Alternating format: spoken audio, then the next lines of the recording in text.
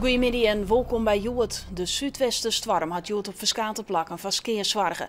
Van de middag raasde de storm maar windsteden van 120 km in de uur, Oerus provincie.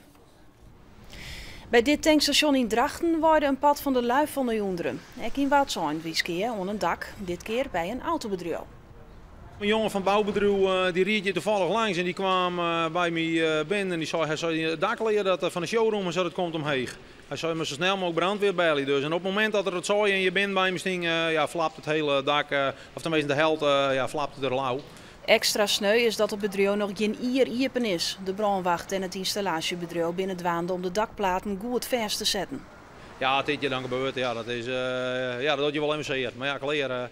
Geen persoonlijk ongeluk, dus dat is dan het belangrijkste. En nou moet je gewoon functionele dingen doen en mijn machine verzekering zal het wel oplossen. Op orenplakken worden bjemmen om. En op de A32 bij Akrum waard een onhinger griep troch een wienpoester. En vooral op de Waterland giet het niet. In Nes op het Ameland is een 25 meter lange beam op het gebouw van fietsenverrier Kiewiet vallen. Het gebouw is flink beschadigen en ook de auto van de familie is totaal los. Vanwege het tegenhege wetter draaide de gemaal in Friesland op volle toeren. In het Woudergemaal is een extra stoomchattel omgezet om het wetter op de IJssel maar te lozen. In een minuut kan het stoomgemaal 4500 kub wetter verwerken. De inhoud van deze hal wij bestaan gaat er iedere minuut terug in. Of de inhoud van het Snitser maar in 2 dagen pompen we dat leeg. Dat is een soort? Dat is een hele soort, ja. En dat is nodig? Dat is nodig. Er is al een hele protte wetter vallen.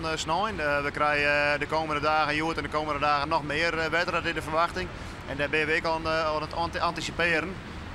We verwachten de piek Thomas die vreet. Deze dagen is het Woudergemaal bouwt in 2020 iepen voor het publiek. De politie had nog 2 ljouwen te zo'n houden die het nee is door samen 3 voorbijgangers in de ljouwen te grijften smieten. Hier in januari zitten er nou 4 vast. Morgen worden ze voorlaat onder rug de commissaris. Het is in de nacht van oud en nij dat je 3 stappen samen vallen worden en in het wetter onder vaststreek smieten worden. Ze krijgen stenen naar de hallen, fietsen en er springt nog hier achterom om hier een kopje onder te drukken. De 4 vertochten binnen 4 ljouwetjes van 21 en hier man uit Assen. Ierlijke welpleging werd er te lastenlijn en natuurlijk poging doodslag werd te lastenlijn. Dus dat is behoorlijk heftig. En zie ik wat het impact die had op de slachtoffers op zich. Ja, kan je voorstellen dat de rechter en de officier van justitie hier heel duidelijk mooi onder gaan. De vertochten binnen bekenden van de politie. Ze gaan niet verklaren hoe de reden van haar dier. De slachtoffers is slachtofferhelp onbeen.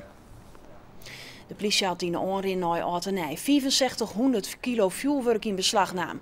Het gaat voor een groot pad om illegaal vuurwerk. Daarnaast hier een transporteur uit Snits een partij van 62.000 kilo consumentenvuurwerk illegaal opslaan. De transporteur heeft toestemming of een ontheffing om dat spul 24 uur op zijn bedrijventerrein te hebben. Nou, die tier weer lang verstrusten, dus hij moest de verzwaren dat het of naar de winkels ging of in een opslagruimte kwam dat dan al die eerst kunnen voldienen. Nou, dat lukte hem blijkbaar net, want hij had het verplaatst naar Grauw. Bij een houthandel had het spul opslaan. De partij is weer omgestuurd naar het fabriek. Zijn de transportondernemer uit Snits is procesverbaal opmaken. Onder het vuurwerk dat in beslagname is, ziet een soort zwier en dus gevaarlijk wordt, liek als mortierbommen. De grootste vangsten van dit hier wienen in Dokkum, in Moddergat en in Houderwijk. In totaal gaat het om 6500 kilo en dat is minder als oorjaren. 40 mensen is het proces verbaal opmaken. En dan ben we daar aan de wasverwachting. Eerst een waskoging voor het verkeer, want je moet er rekken houden met zwiere windsteden. Een soort rein en daardoor min zicht. Vannacht stiert in het watergebied nog lange tijd westenstwarm. Op orenplakken komen ook nog stwarmbuien voor, maar kans op hagel, tonger en zwiere windsteden.